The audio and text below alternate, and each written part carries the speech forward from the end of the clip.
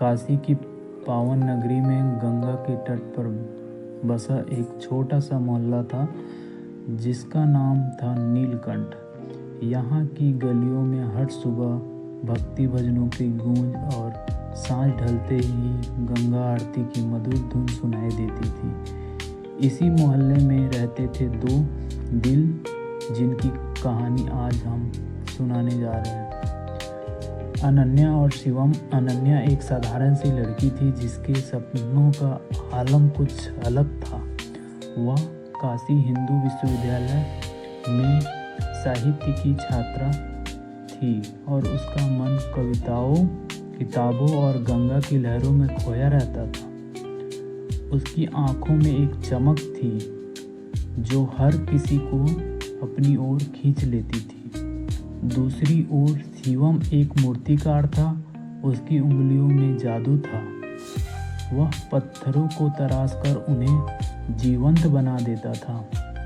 वह अपने दादाजी की पुरानी मूर्तिकला की दुकान को संभालता था जो गंगा घाट के पास थी। दोनों की मुलाकात एक अनायास संयोग से हुई।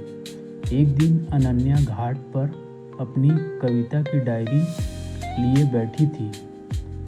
वह गंगा की लहरों को देखकर कुछ लिख रही थी। तभी एक तेज हवा का झोंका आया और उसकी डायरी पानी में गिर गई। अनन्या घबरा गई। वह डायरी उसके लिए अनमोल थी क्योंकि उसमें उसकी हर कविता, हर भावना दर्ज थी। तभी पास ही अपनी मूर्ति को तराश रहे शिवम ने उसे देख लिया।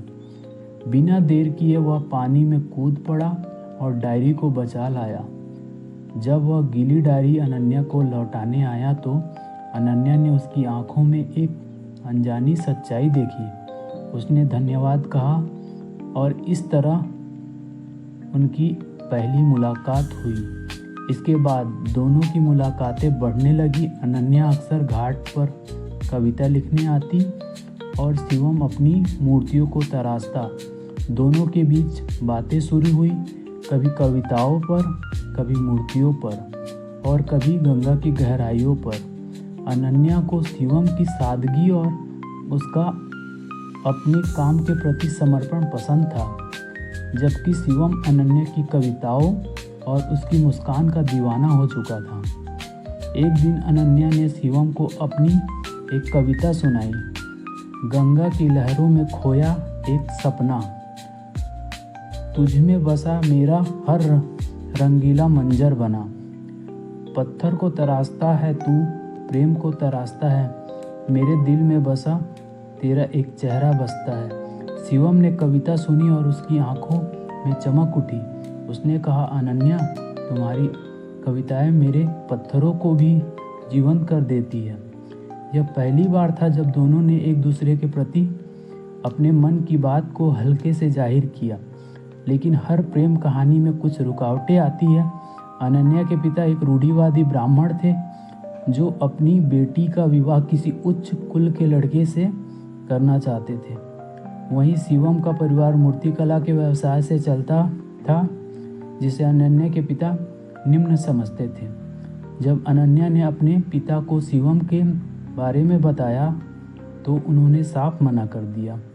यह रिश्ता नहीं हो सकता। उन्होंने कहा, तुम्हें हमारी इजाज़त का ख्याल रखना होगा। अनन्या का दिल टूट गया। वह शिवम से बहुत प्यार करती थी, लेकिन अपने पिता की इच्छा के खिलाफ जाना भी उसके लिए आसान नहीं था। दूसरी ओर शिवम ने फैसला किया कि वह अनन्या के पिता का दिल जीतेगा। उसने अनन्या से कहा, मैं तुम्हारे पिता को मनाऊंगा। मेरी कला और मेरी मेहनत उन्हें मेरी सच्चाई दिखाएगी। शिवम ने दिन रात मेहनत शुरू कर दी। उसने एक ऐसी मूर्ति बनाने का फैसला किया जो काशी की संस्कृति और गंगा की पवित्रता को दर्शाए। उसने महीनों तक एक पत्थर को तराशा जिसमें गंगा माँ की मूर्ति थी जो एक कविता पढ़ती हुई अनन्या की तरफ दिखती थी। यह मूर्ति इतनी खूबसूरत थी कि उसे देखकर हर कोई मंत्रमुग्ध हो जाता था। जब यह मूर्ति तैयार हुई तो शिवम ने उसे काशी के एक बड़े मंदिर में प्रदर्शित करने की अनुमति मांगी। मंदिर के पुजारी ने मूर्ति देखी और उसे तुरंत स्वीकार कर लिया। मूर्ति की प्रदर्शनी का दिन आया।